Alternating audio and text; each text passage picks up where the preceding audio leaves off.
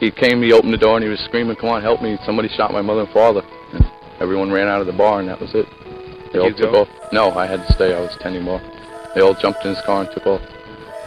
Today, police combed the DeFeo's handsome three-story house for clues while divers explored the backyard swimming pool for the still unfound murder weapon.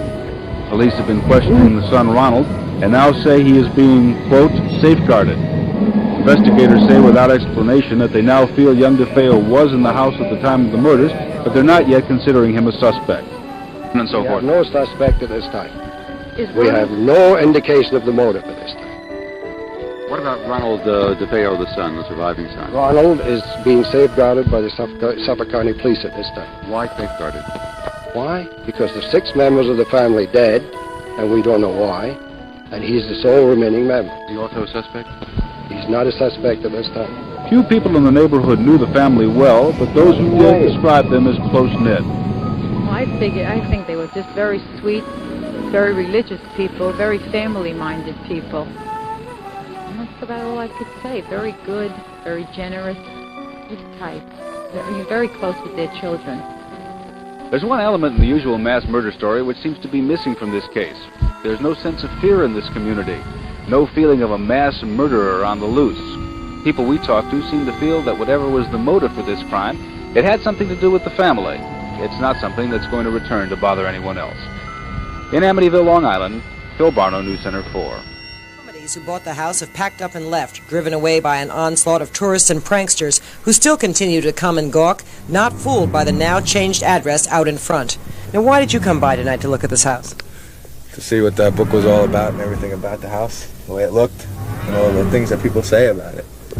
Oh, we just wanted to see what it was like. I guess we just specifically came from Chicago to see it. Well, do you believe all the stories? Yeah, I do. They're kind of creepy. They gave me the creeps that...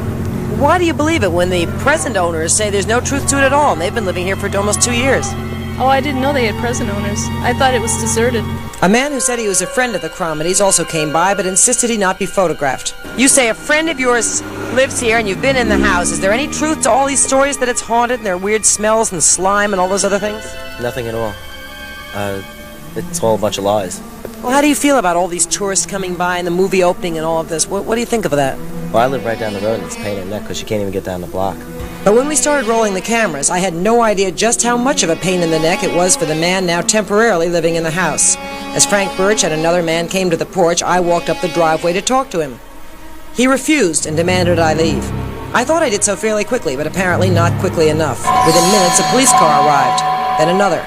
Birch came out and told the police he was pressing charges, my crime trespassing. I begged for mercy. None was forthcoming. I was shown into a police car and driven to the Amityville police station. Inside, officers pulled out 8 separate forms to be signed. I sat by nervously while my camera crew waited outside. Mercifully, I was finally able to convince Mr. Birch that I had not intended to cause any problems and had not in fact been aware I was trespassing.